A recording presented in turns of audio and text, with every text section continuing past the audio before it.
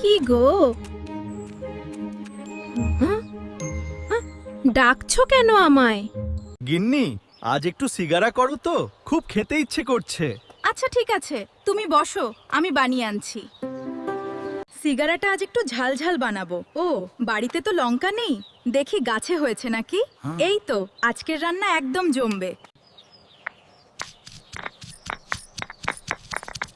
লঙ্কাটা বেটে নেই, তাড়াতাড়ি। রান্না করার জন্য সব গুছিয়ে নেই।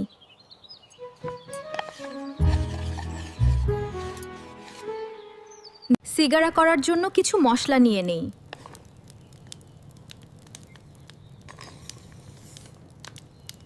সিঙ্গারাগুলো ভাজা হয়ে আসছে, এবার খেতে দিয়ে দেব।